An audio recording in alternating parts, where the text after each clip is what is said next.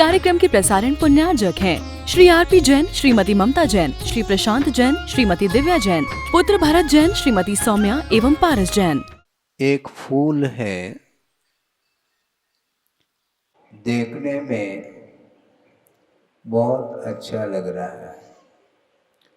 ऐसा लगता है कि उसको हाथ में लिया जाए। सुन रहे हैं आप? हाँ, वो फूल इतना सुहावना लग रहा है कि वह दूर है, इसलिए उसको हाथ में लिया जाए, ऐसा भाव होता है। किंतु वह फूल, उस फूल की परीक्षा, उसका परीक्षण जो होगा वो किसके माध्यम से होता है? आंखों के द्वारा उस फूल का परीक्षण आप नहीं कर पाएंगे। इसलिए नहीं कर पाएंगे, उस फूल के ऊपर भ्रमर नहीं बैठ रहा है। इससे स्पष्ट है कि वह फूल आर्टिफिशियल है, वो प्लास्टिक का है अथवा कागज का फूल है, इसलिए उस पर भ्रमर नहीं बैठ पा रहा है। किंतु उसके पास ही एक और फूल खिला हुआ दिख रहा है, उस पर तो वह भ्रमर बैठ रहा है। इससे स्पष्ट है कि रियल कौन सा फूल है और आर्टिफिशियल कौन सा फूल है, ये पकड़ में आता है। इसलिए चारित्र के अभाव में ज्ञान उसी प्रकार का काम करता है। उस ज्ञान की कोई अपने आप में सुगंधी नहीं है। यदि वह ज्ञान सम्यक दर्शन के साथ और चारित्र के साथ यदि वह ज्ञान का संबंध जुड़ जाता है तो निश्चित रूप से वह सुगंधी फैल जाती है। गुरुदेव की स्थिति भी ऐसी ही रही है। निरंतर उन्होंने साधना की है रत्नत्रय की, और फलस्वरूप वो कहीं भी रहें, किंतु चारित्र की सुगंधी पूरे विश्व में फैल जाती है। इसको बोलते ओरिजिनल पुष्प है, फूल है। ज्ञान प्रत्यय के पास है, किंतु ज्ञान के द्वारा आनंद नहीं आता। फिर किसके द्वारा आनंद आता महाराज? ज्ञान आनंद के लिए कारण बन सकता है, किंतु ज्ञान में आनंद नहीं। ज्ञान में आनंद नहीं। यदि ज्ञान में आनंद मानते हैं तो आगम के साथ हम आगम के आधार से कुछ विषय आपके सामने रखना चाहते हैं। वह ये है कि मिथ्यात्व की भूमिका में भी, अर्थात एक मिथ्या दृष्टि है और उसके पास इतना लंबा चौड़ा ज्ञान है कि 11 अंग और 9 पूर्व तक का भी ज्ञान उसके पास होता है। इसके बाद भी वह सम्यक दर्शन से वंचित है, ऐसा लिखा हुआ मिलता है। अर्थ यह हुआ कि सम्यक दर्शन के बिना उसका वह ज्ञान, भावात्मक जो ज्ञान है, वह समीचीन नहीं है। वह द्रव्यागम का ज्ञान उसके पास है और वह आगम खोल करके एक एक अक्षरशः समझ करके आपके सामने विषय को प्रस्तुत कर रहा है। वस्तु तत्व की विवेचना उसके द्वारा की जा रही है और उसके देशना को सुन करके कई संसारी प्राणी संसार समुद्र से पार हो सकते हैं, इसमें कोई संदेह नहीं। इसके बाद भी वह मुक्त नहीं हो पा रहा है, क्योंकि उसके पास ज्ञान होते हुए भी कर्म निर्जरा के लिए कारणभूत जो समीचीन ज्ञान होना चाहिए वह नहीं होने के कारण वह संसार में ही वह बना रहता है। नाव में और पुल में अंतर है। नाव के द्वारा भी नदी को पार किया जाता है और पुल के माध्यम से भी नदी को पार किया जाता है। दोनों में अंतर क्या है महाराज? साधन तो एक जैसे लग रहे हैं, एक नहीं है, किंतु बड़ा अंतर ये है कि वह पुल कभी भी नदी से पार नहीं हो सकता। पुल पर चलने वाले लोग तो पार हो सकते हैं। क्या कहा? पुल पर चलने वाले लोग तो पार हो जाएंगे, किंतु वह स्वयं पुल नदी से पार नहीं हो सकता। इसी प्रकार जो अभव्य होता है अथवा भव्य मिथ्या दृष्टि होता है, वह स्वयं तो दूसरे को पार लगाने में सहयोग दे रहा है, किंतु स्वयं पार नहीं हो पा रहा है। इसलिए आचार्य ये कहना चाहते हैं कि पार होने वाले तो हो रहे हैं और श्रद्धान के माध्यम से पार होते चले जा रहे हैं, किंतु उसका स्वयं का खुद का श्रद्धान नहीं हो पा रहा है। बड़ा आश्चर्य लगता है। उपदेश तो वह दूसरे के लिए दे रहा है, किंतु उस उपदेश का अनुकरण स्वयं नहीं कर पा रहा है। तो कल्याण कैसा होगा? कल्याण ज्ञान मात्र से नहीं होता, किंतु अनुकरण करने से कल्याण होता है। अर्थात प्रयोग की आवश्यकता है, बिना प्रयोग संभव नहीं है।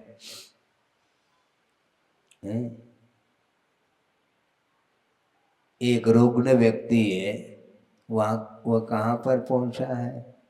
कहाँ पहुंचा? कोर्ट? नहीं, कोर्ट में जाकर के करेगा क्या वो? है रुग्ण व्यक्ति हॉस्पिटल पहुंचता है, डॉक्टर के पास पहुंचा है और डॉक्टर ने परीक्षण कर लिया है। परीक्षण करके उन्होंने ये कहा कि देखो तुम्हारे लिए ये व्याधि है और इसके लिए ये दवाई लिख करके मैं दे रहा हूँ और इसको तुम ले लेना। हाँ ठीक है? हाँ ठीक है। गया और जो पर्चा जो कागज पर लिख करके दिया था, उन्होंने ये कहा था इस दवाई को घोल करके पी लेना, और उस कागज को ही उसने घोल दिया। हाँ, और पी लिया। अब दूसरे दिन फिर पहुंच गया, डॉक्टर साहब कोई लाभ नहीं हो रहा है। अच्छा, दवाई ली थी क्या? नहीं, हमने कहा था घोल करके लेने के लिए। बिल्कुल आपने जैसा कहा था उसी प्रकार घोल दिया था। किसमें? दूध में घोला था। अच्छी बात है, फिर लाभ क्यों नहीं हुआ? हमें समझ में नहीं आ रहा है डॉक्टर साहब। कहाँ पर उस दवाई को खरीदी थी? कहाँ पर? क्या आपने दवाई दी थी? खरीदने की क्या आवश्यकता? आपने तो दवाई दी थी। भैया वो दवाई नहीं है, किंतु दवाई उस पर लिख करके दिया था। मेडिकल दुकान में जा कर के खरीद लेते हैं। मुझे क्या मालूम कि मेडिकल दुकान में दवाई मिलती है। हमने इसी को दवाई मान करके हमने ले लिया है। अर्थ यह है कि हम इसी प्रकार कर रहे हैं, न ज्ञान है न अनुकरण है। ज्ञान के बिना वह अनुकरण भी विपरीत माना जाता है? ज्ञान के बिना वह अनुकरण भी विपरीत माना जाता है। और एक बार डॉक्टर साहब ने और एक प्रसंग आया, उन्होंने ये कहा कि देखो इस शीशे में दवाई है, क्योंकि दवाई लेकर के पियो कहने से तुमने उस पर्चे को भी घोल करके पी लिया, इसलिए हमने सोचा कि तुम्हारे पास बुद्धि है ही नहीं, इसलिए हमने सोचा अब शीशी में ही दे देना चाहिए दवाई को।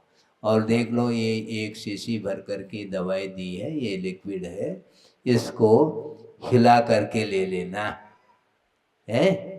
और हिला करके ले लेना। अपने बदन को हिलाया और लेने लगा वो।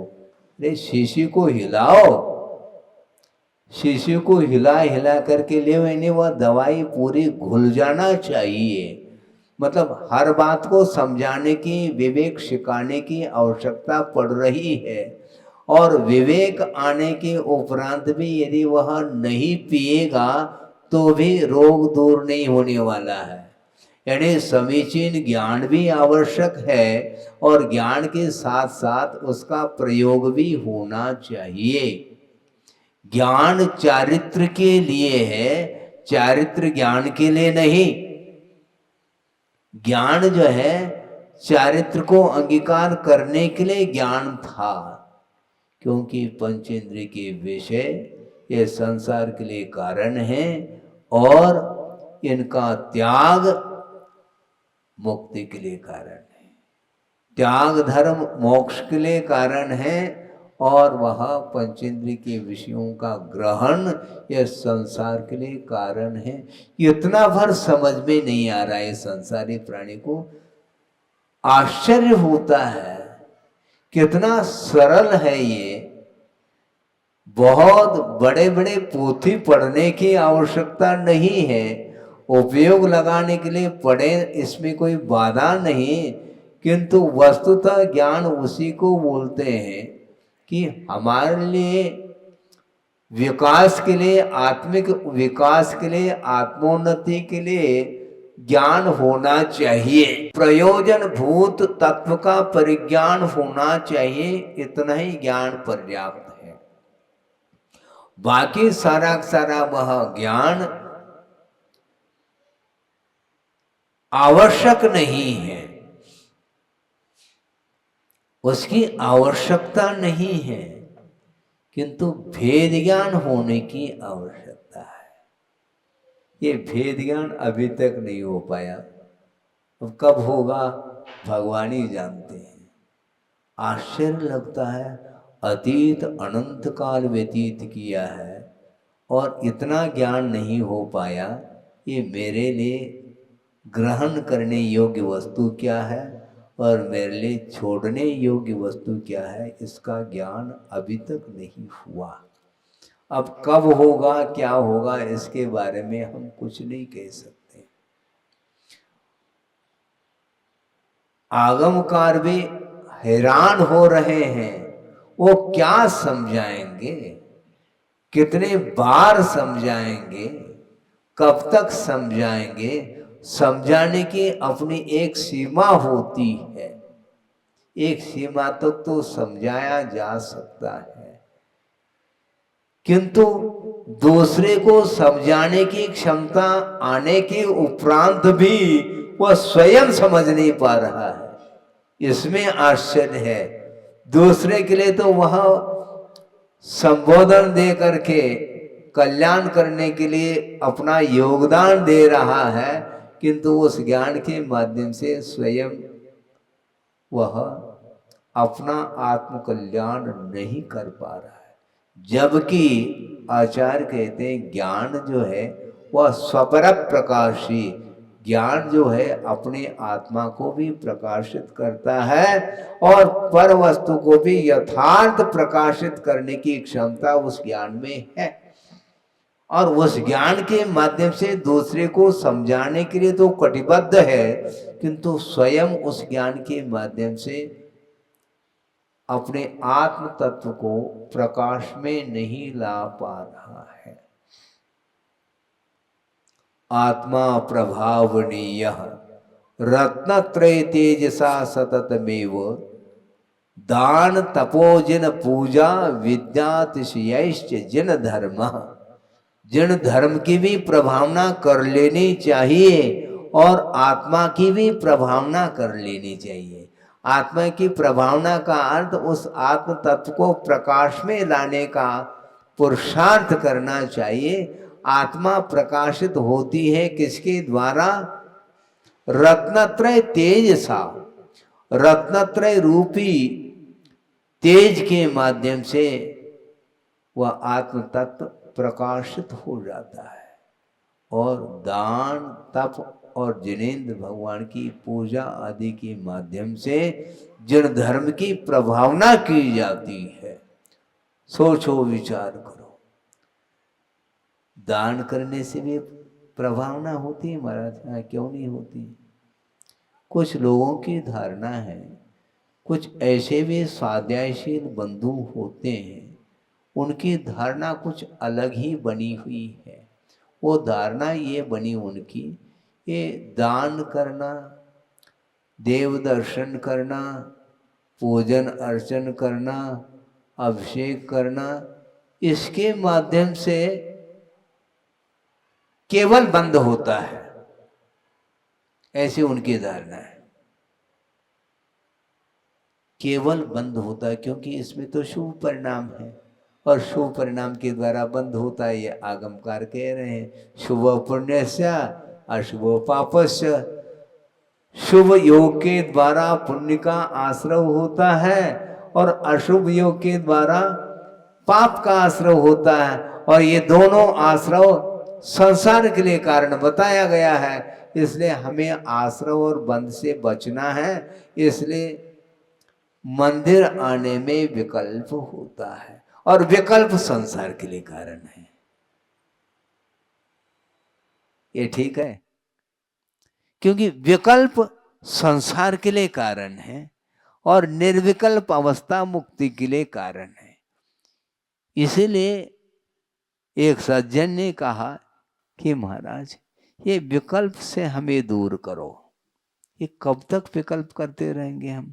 मंदिर जाना, प्रतिदिन मंदिर जाना, प्रतिदिन पूजन करना, अभिषेक करना, बहुत विकल्प हो रहा है।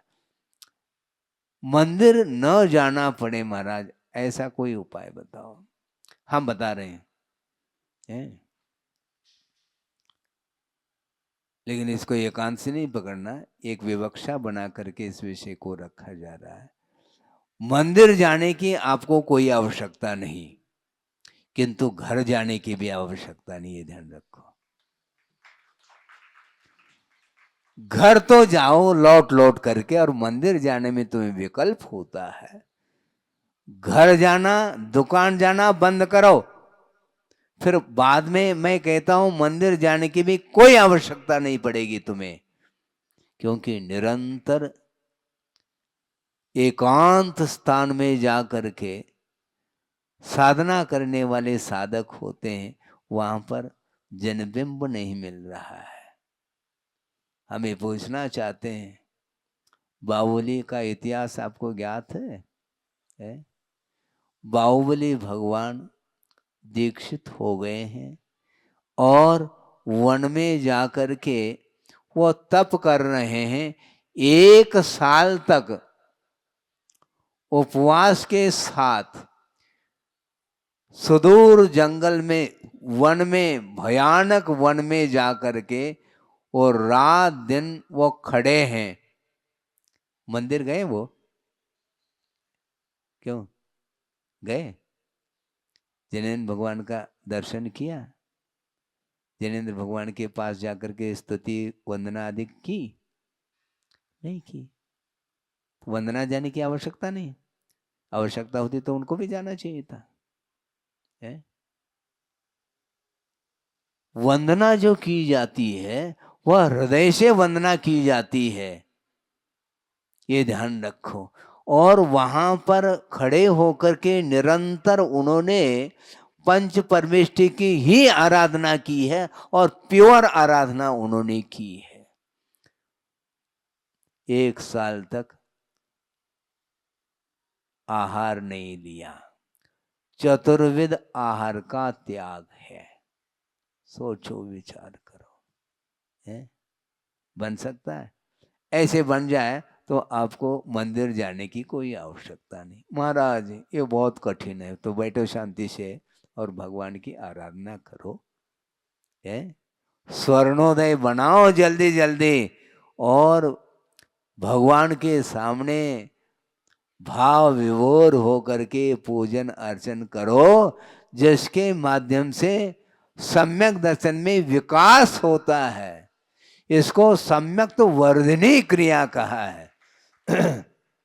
यह सम्यक को बढ़ाने वाली क्रिया मानी गई है। इसके द्वारा बंद नहीं होता, बल्कि पाप कर्म की निर्जरा होती है और साथ से पुण्य का संचय होता है जिनेंद्र भगवान की पूजन अर्चन करने से। जिन बिंब दंशनेन, जिनेंद्र भगवान के दर्शन से निदत्ति निकाचित जैसे कर्मों का क्षय देखने में आता है, ऐसा आगम का उल्लेख है। निदत्य और निकाचित कर्म उसको बोलते हैं जो अनिवार्य रूप से फल देते हैं, फल से आप बच नहीं पाओगे। उस प्रकार के कर्मों का भी क्षय जिनेंद्र भगवान के बिंब के दर्शन से होता है, ऐसा आगम में कहा है।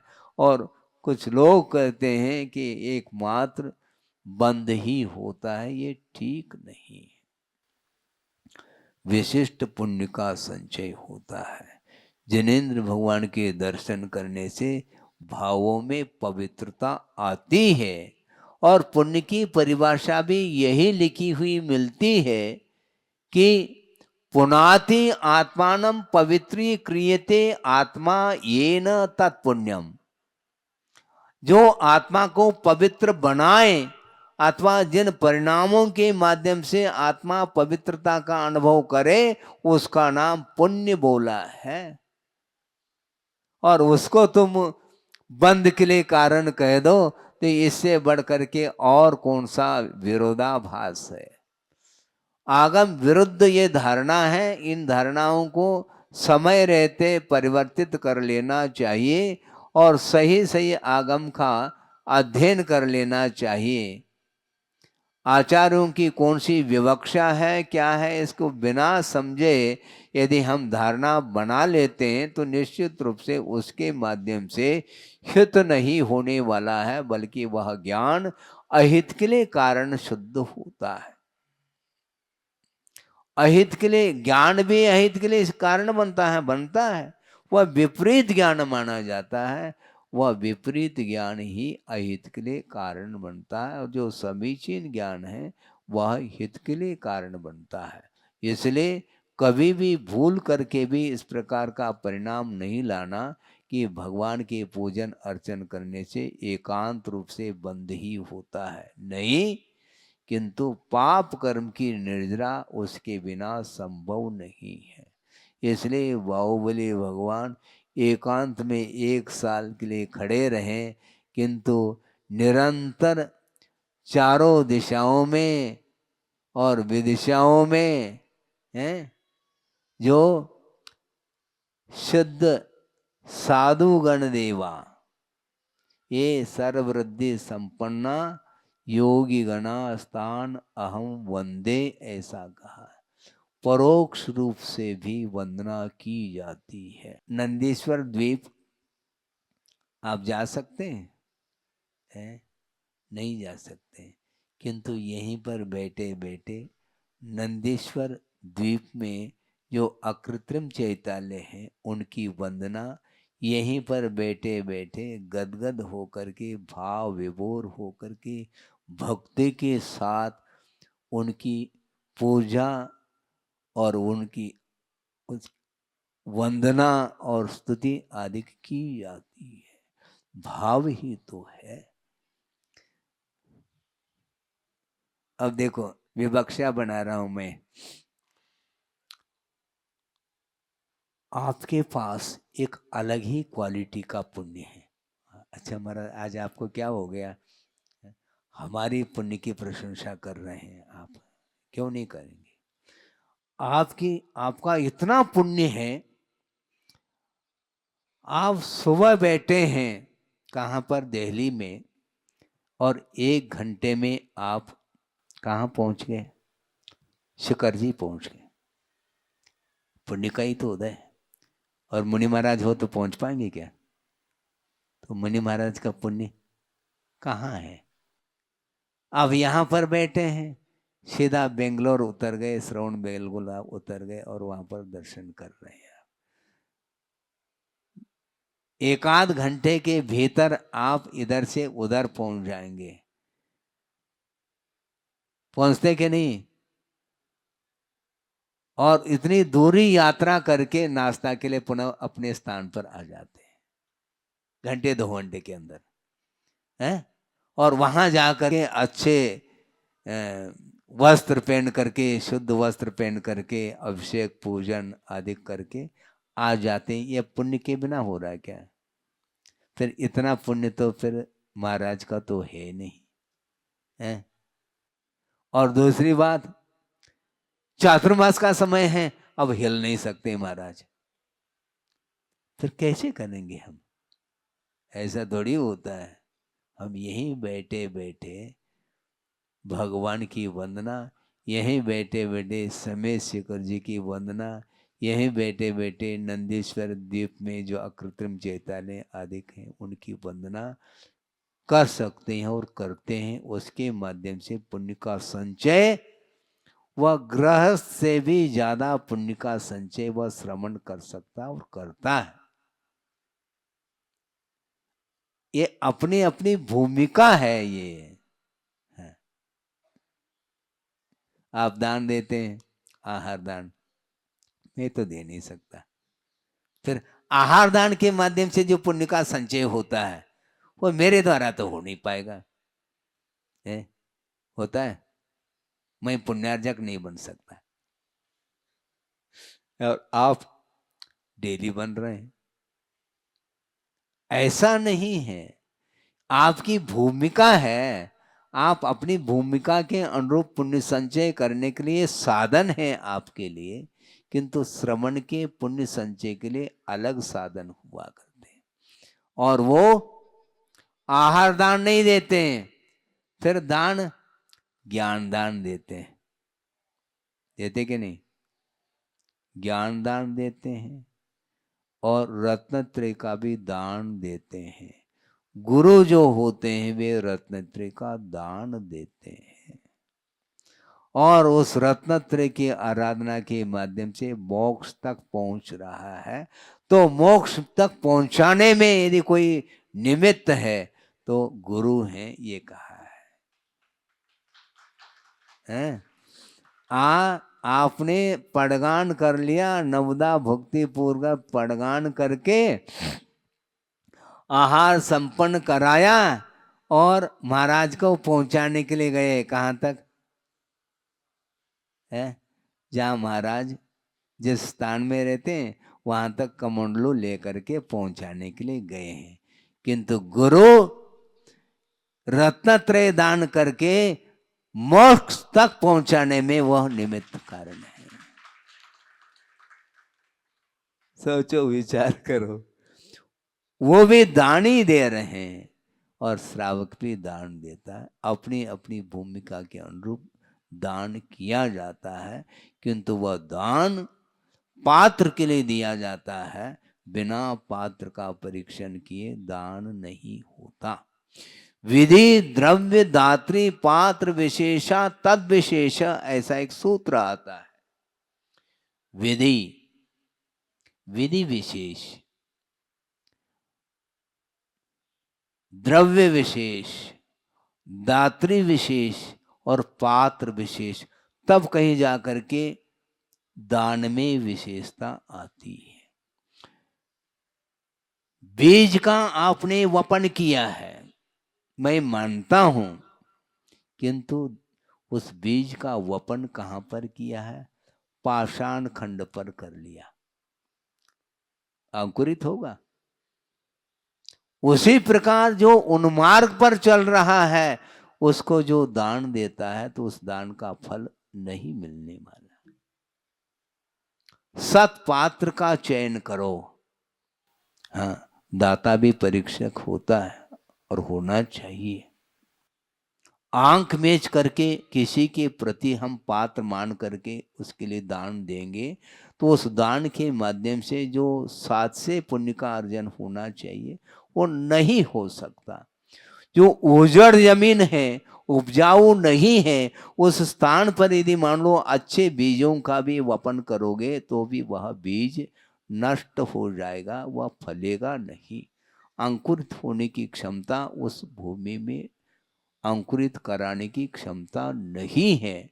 इसलिए निमित्त भी अच्छा चाहिए और बीज भी अच्छा चाहिए। उपजाऊ जमीन है किंतु बीज कैसा है? भुना हुआ चना है, उसको बोएंगे तो अंकुरित नहीं होगा, क्योंकि उसका बीज दग्ध हो चुका है, बीजत्व नष्ट हुआ है।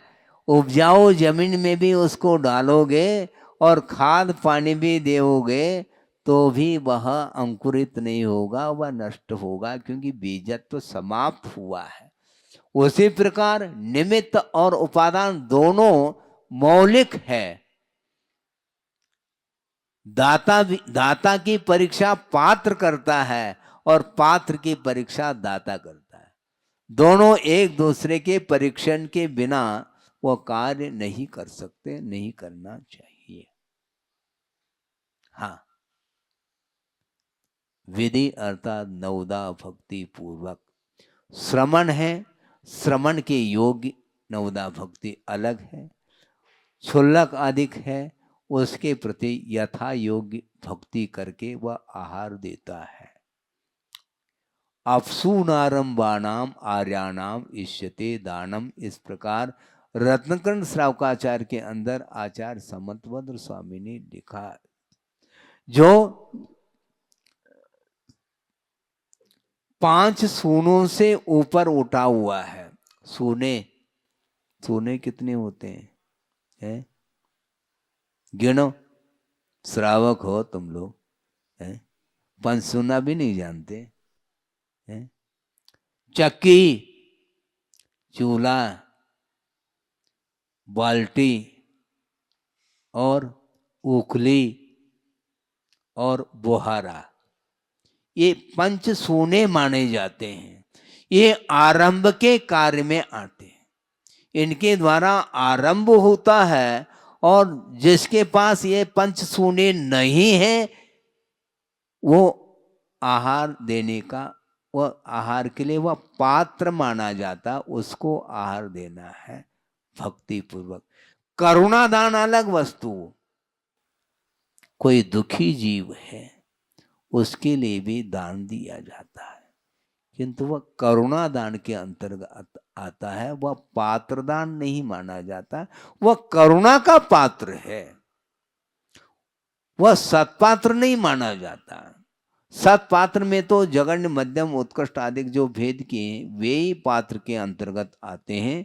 उनके लिए उनका परीक्षण करके आप आहार दान दें, ऐसा कहा गया है। इस प्रकार पात्र के लिए दिया हुआ जो दान है वह पुण्य के अर्जन में कारण सिद्ध होता है, और दान की अनुमोदना में भी पुण्य का अर्जन होता है। दान की अनुमोदना के माध्यम से भोग भूमि तक पहुंच जाते हैं। कौन? पशु आदि भी, क्योंकि पशु दान दे नहीं सकते हैं। दे सकते हैं क्या? नहीं, किंतु कोई दे रहा है तो उसकी अनुमोदना करते हैं। इसलिए प्रसंग आ गया, इसलिए मैं कहना चाहता हूं, क्योंकि प्रतिदिन यह प्रसंग देखने को मिलता है चौके में कि पड़गान करने के लिए आप लोग खड़े हैं। एक जो परिवार है जिसने पड़गान कर लिया है वही दाता माना जाता है। उसके साथ साथ इर्द गिर्द जितने भी हैं वो सारे उसी में परिक्रमा लगाना प्रारंभ करते हैं। मना करने के उपरांत भी वो करते हैं। सुनने में आ रहा है क्या? नहीं महाराज, सुनने में नहीं आ रहा है। ऐसा थोड़ी है, आपके लिए ही कहा जा रहा है, नहीं किया जा सकता।